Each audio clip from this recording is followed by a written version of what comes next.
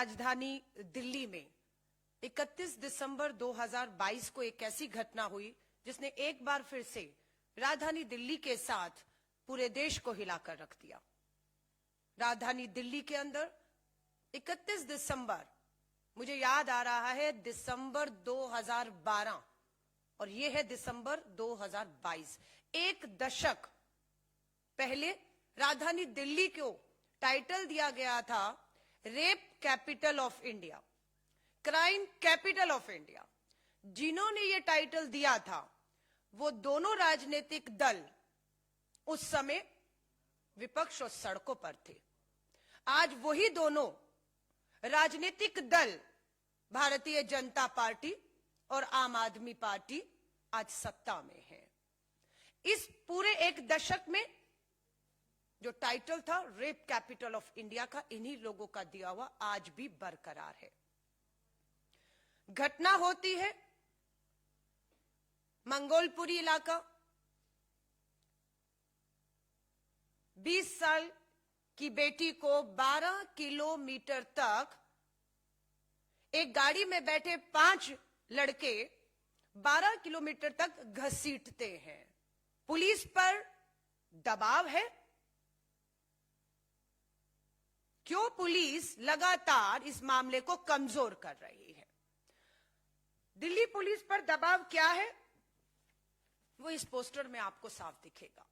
क्या यह सच है या नहीं कि 5 अपराधी जिन्होंने उस अपराध को अंजाम दिया, 12 किलोमीटर तक बेटी को घसीटा, उन 5 में एक आरोपी का नाम मनोज मित्तल है।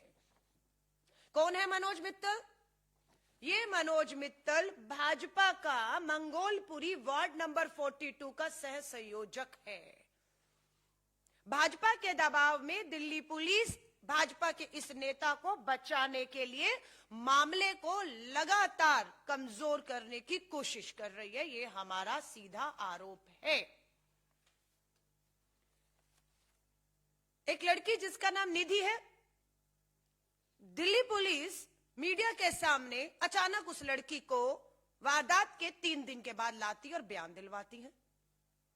बयान से साफ समझ आता है कि दिल्ली पुलिस अपनी छवि को बचाने के लिए, भाजपा के नेता को बचाने के लिए निधि को आगे करके इस तरह के बयान दिलवा रही है कि पूरी तरह से मृत पीड़िता का चरित्र हनन हो रहा है।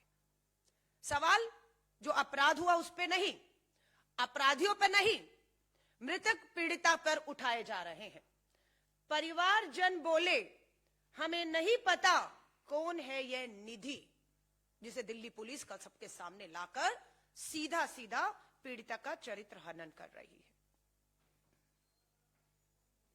राजधानी दिल्ली लगातार शर्मसार हो रही है।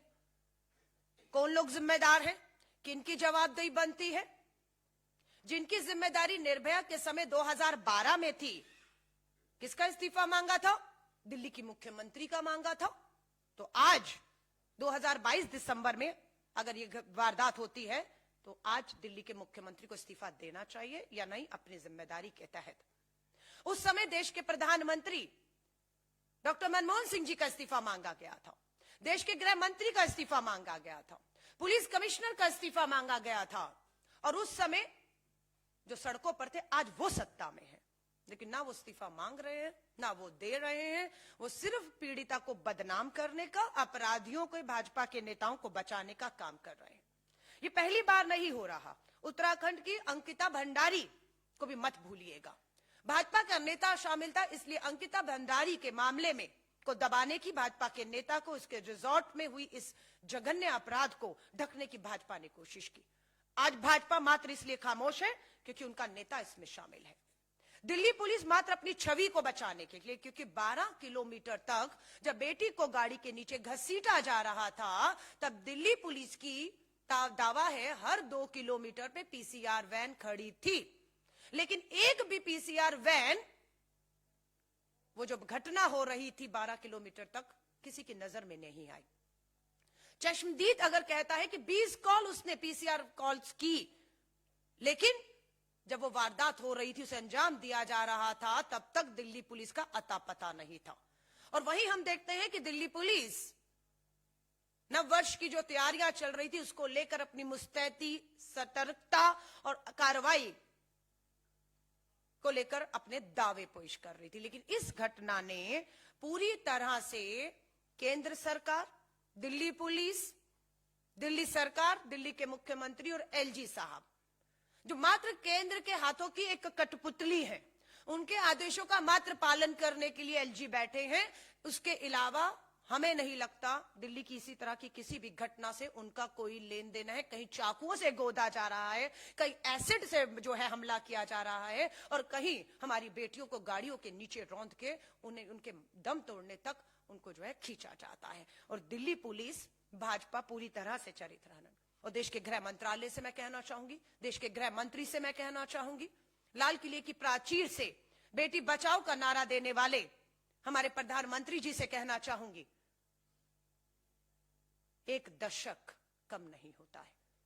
निर्भया का मामला सड़कों पर उठाकर, इस्तीफे मांगकर आप सत्ता में आए हैं, और आज एक दशक के बाद हालात बेहतर नहीं बदतर हो रहे हैं।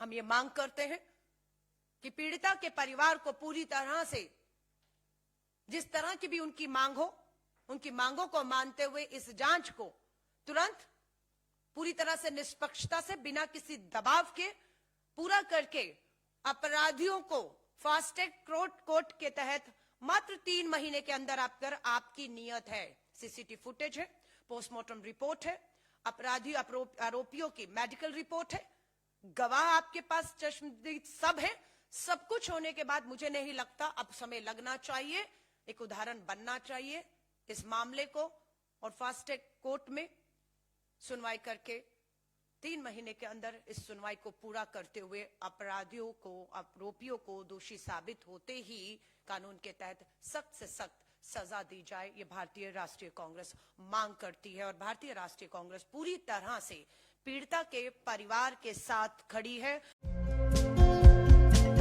हमारे चैनल को लाइक, शेयर और सब्सक्राइब जरूर करें और नई अपडेट्स के लिए बेल आइकन दबाना ना भूलें।